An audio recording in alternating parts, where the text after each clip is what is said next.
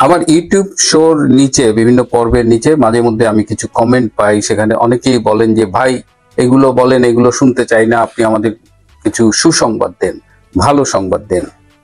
আমার যেটা সীমাবদ্ধতা সেটা হলো যে আমি যতটুকু তথ্য পাই এবং আমার পক্ষে সেটা যতটুকু যাচাই করা সম্ভব সেইটুকু যাচাই করেই আপনাদের সামনে বলি। সুতরাং বানিয়ে বলা, মিথ্যে বলা, অসত্য বলা এইটা আমার দ্বারা আসলে হয় না, এবং আমি সেই কাজে এখানে আসিও নি। আমি অন্তত চেষ্টা করি আমি যা বলি তার অন্তত 95% যেন আমার জানা মতে সত্য তথ্য থাকে। তারপরেও কখনো কখনো এই সব চেষ্টার মানে সত্ত্বেও আমি আসলে পারি না। কিন্তু যারা আমার কাছে একটা সুসংবাদ শুনতে চান বা মানে ভালো কিছু শুনতে চান, তাদের আমি হতাশ করব না। আসলে ঘটনা কিছু না কিছু ঘটছে, কিন্তু সেটা বলবার মতো অবস্থা এখনো আসেনি। তবে আজকে আমি একটা গুরুত্বপূর্ণ কথা আপনাদের বলবো, তবে তার আগে একটু জাস্ট জানিয়ে দিই। আপনারা জানেন যে করাইল বস্তিতে আগুন লেগেছে কাল রাতে। সোশ্যাল মিডিয়ায় দেখলাম যে আগুনের লেলিহান শিখা, এবং আগুনটা 5 ঘন্টায় এটা নিয়ন্ত্রণে এসেছে।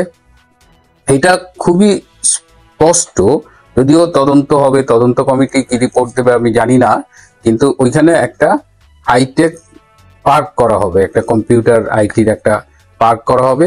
ওই জায়গাটা ঢাকার খুব ইম্পর্টেন্ট একটা জায়গা, সো ওইটা করার জন্য এই আগুনটা লাগানো হয়েছে। এবং এই আগুনটা যে লাগানো হবে সেটা আমরা এই কম্পিউটার কাউন্সিলের নেতৃবৃন্দের কথায় একটা আঁচ করতে পেরেছিলাম। এবং ওইখানে একটা হাইটেক পার্ক করার প্ল্যান ছিল, কিন্তু প্ল্যানটা ছিল তার আগে বস্তিবাসীদের কোথাও পুনর্বাসন করা হবে। কিন্তু এখন যেহেতু কোনো নির্বাচিত সরকার নেই, সুতরাং এখন যেটা করেছে যে এই গরিব মানুষগুলোকে একেবারে মুহূর্তের মধ্যে নিঃস্ব করে দিয়েছে।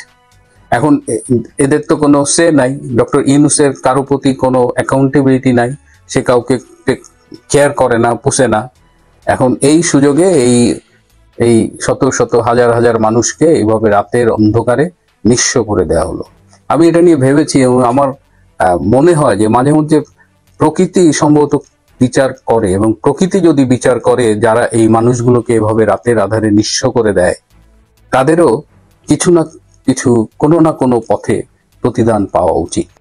খুব মানে আমি এই বিষয়টা নিতে পারছিলাম না কাল রাতে। এর মধ্যে এই আরেকটা ঘটনা আসছে, যাতে আমরা করাইল বস্তির আগুনটার দিকে নজর না দিই। যখনই একটা ঘটনা ঘটায় এই ইউনূস গং, তখন তারা পাশাপাশি আরেকটা প্যারালাল ঘটনা ঘটায়, যাতে এই সব অপকর্মগুলো মানে ধামাচাপা পড়ে যায়। তার মধ্যে এই যে শেখ হাসিনার ব্যাংকের লকারে 832 ভরি সোনা পেয়েছে। পোলাপানও কিন্তু কম ফাজিল না, তারা একদম মাপ ওজন সব হিসাব করে দেখেছে যে ব্যাংকের একটা লকারে 832 ভরি সোনার জায়গা হওয়ার কথা না। এবং আপনারা যারা শেখ হাসিনাকে জানেন, চেনেন, দেখেছেন, তিনি কি অনেক বেশি সোনার অলংকার পরে? তার সাজ কিন্তু খুবই মার্জিত, তিনি দেশি শাড়ি পরেন, হয়তো গলায় একটা মালা পরেন। তাকে আমি একদিনই দেখেছিলাম বালা পরতে, সোনার বালা। আপনাদের অনেকেরই মনে থাকার কথা যে চা বাগানের শ্রমিকরা 1 টাকা 2 টাকা এরকম করে চাঁদা দিয়ে তার জন্য এক জোড়া বালা বানিয়ে উপহার হিসেবে দিয়েছিলেন, এবং তিনি সেই বালা দুটো পরে এভাবে দেখিয়েছিলেন যে আপনাদের এই ভালোবাসার উপহারটা আমি নিলাম, আমি তো এই সব স্বর্ণালঙ্কার খুব একটা ব্যবহার করি না, কিন্তু আপনাদের এটা আমি নিলাম। তো সেই মানুষটার 832 ভরি এবং অলংকার পাওয়া গেছে। কিন্তু শেখ হাসিনা খুব স্পষ্টভাবে জানিয়ে দিয়েছেন যে ব্যাংকের লকারে তার কোনো সোনা নাই, একদম ক্লিয়ার বলেছেন কোনো স্বর্ণালঙ্কার নাই। তাহলে আমার প্রশ্ন হলো, এই 832 ভরি সোনা কই থেকে আনা হইলো? কে কে এখানে ডোনেট করছে? এটা কি উপদেষ্টা এবং আরো যারা চামচা টামচা আছে তারা কি ভাগযোগ করে দিছে যে ভাই আমি 10 ভরি দিলাম, আপনি 5 ভরি দিলাম? বা এই 832 ভরি এখন কি হবে? নেত্রী খুব ভালো বলছে, যদি এই সোনা তার হয় তাহলে লকার থেকে এটা যেন করাইল বস্তিবাসী যারা ক্ষতিগ্রস্ত তাদের দিয়ে দিতে। তো ডক্টর ইউনূসের আসলে যখন সময় শেষ হয়ে আসে না, তখন এইসব বগিচকির নাটক, এই নাটকের যে স্ক্রিপ্ট, সেগুলো দুর্বল হয়ে যায়। এবং নাটকের স্ক্রিপ্টের দুর্বলতা দেখে আমরা কিন্তু আজ করতে পারি যে ডক্টর ইউনূস যতই ঘাওড়ামি করুক, আর ওই জামাতি ওয়াকারের সাথে মিলে যতই তারা সলা পরামর্শ করুক, খুব একটা সময় তাদের হাতে নাই। যাই হোক, আজকে মূল বিষয়টা আসি। আপনারা জানেন বাংলাদেশের জাতীয় নিরাপত্তা উপদেষ্টা তিনি কয়েকদিন আগে কাতারের দোহায় মিটিং করেছেন, এবং সেখান থেকে বাংলাদেশ হয়ে তিনি ভারতে গিয়েছিলেন। সেই কলম্বো সিকিউরিটি কনক্লেভে যোগ দিতে। সেই আসনে বাংলাদেশ সভাপতিত্ব করেছে এবং তার 2 দিন আগে তিনি গিয়েছিলেন। সেখানে তিনি অজিত দোভাল এবং একটি মিটিংয়ে অজিত দোভালের সাথে ভারতে মার্কিন রাষ্ট্রদূত সার্জিও গার উপস্থিত ছিলেন।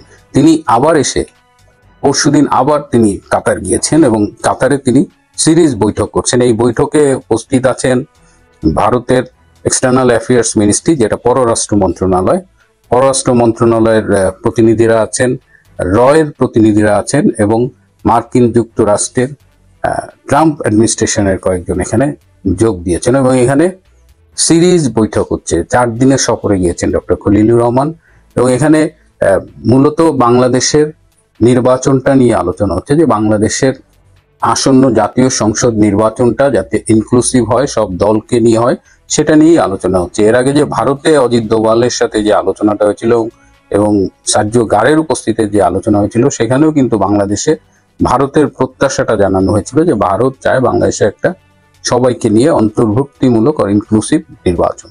সেই কথাটাই আবার বলেছে। বাংলাদেশ আওয়ামী লীগের কার্যক্রম নিষিদ্ধ করা হয়েছে, সেই কার্যক্রমের উপরে নিষেধাজ্ঞা তুলে নেওয়ার ব্যাপারেও আলাপ হয়েছে এবং বর্তমানে অসংখ্য নেতা কর্মী মিথ্যে মামলায় কারাগারে বন্দী রয়েছেন, তাদের মুক্তি, জামিন, এই বিষয়টি নিয়ে আলাপ হয়েছে এবং এই যে সম্প্রতি আইসিটিতে যে প্রহসনের বিচারের মাধ্যমে শেখ হাসিনার একটি ফাঁসির রায় দেওয়া হয়েছে, সেটি নিয়েও আলোচনা করা হয়েছে এবং ভারতের পক্ষ থেকে খুব স্পষ্ট করে বলা হয়েছে যে কোনো বিচারের মানদণ্ডেই এটি গ্রহণযোগ্য নয়।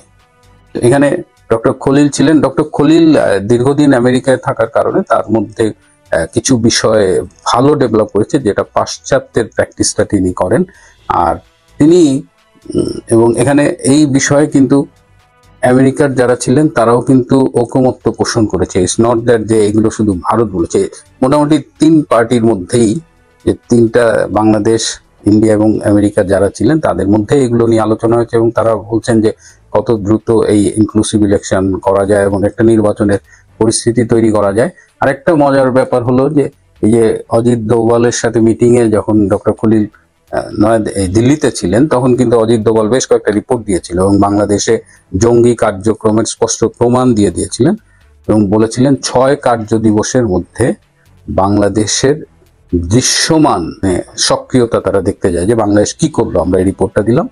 তো ডক্টর খলিল তার সাথে বেশ কিছু ছবি নিয়ে গিয়েছিলেন, যে 4টি সীমান্ত এলাকায়, বাংলাদেশ ভারতের 4টি সীমান্ত এলাকায়, উত্তরবঙ্গে, তারপরে ব্রাহ্মণবাড়িয়া, কুমিল্লা, এরকম মোট 4টি সীমান্ত এলাকায় যেখানে জঙ্গি কার্যক্রম ছিল, সেইখানে বাংলাদেশ মিলিটারি অপারেশন চালিয়ে সেই জঙ্গি আস্তানাগুলো গুড়িয়ে দিয়েছে এবং জঙ্গি কার্যক্রম সেখানে বন্ধ করে দিয়েছে।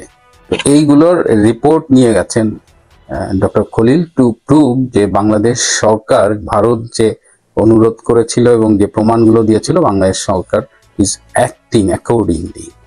তো এই আলোচনাগুলো আরো চলবে। আর বাংলাদেশের মানে গোয়েন্দা ওয়ার্ল্ডে, স্পাই ওয়ার্ল্ডে, এখানে অনেক দেশের গোয়েন্দারা কাজ করছে এবং একটি দেশের 17 জন গোয়েন্দা গত 14 মাসে খুন হয়েছে।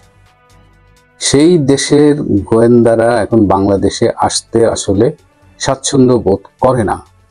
তো সেই দেশের অনেক প্রতিনিধি এর চাইতে বাংলাদেশের বাইরে, স্পেশালি কাতারে মিটিং করতে আগ্রহ বোধ করে।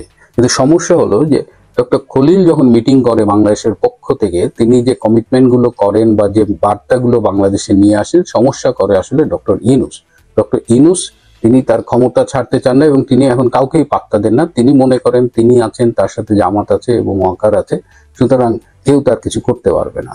কিন্তু হাওয়া যে বদলাচ্ছে, আমি আপনাদের শেষ একটা খবর দিয়ে, আপনারা জানেন কিনা আমি জানি না, যে এই মুহূর্তে ভারতের রাজস্থানে ভারত এবং মার্কিন সৈন্যবাহিনীর যৌথ মহড়া চলছে। এইটা খুব গুরুত্বপূর্ণ একটা বিষয়। সুতরাং অনেক কিছুই চেঞ্জ হচ্ছে। যারা আমার কাছে ভালো সংবাদ শুনতে চান, আমার মনে হয় যে আমরা একটা ভালো সংবাদ পাবো। সেই সংবাদটা ডিসেম্বরের মধ্যেই পেতে হবে, অন্যথায় বাংলাদেশ একটা ভীষণ অনিশ্চয়তার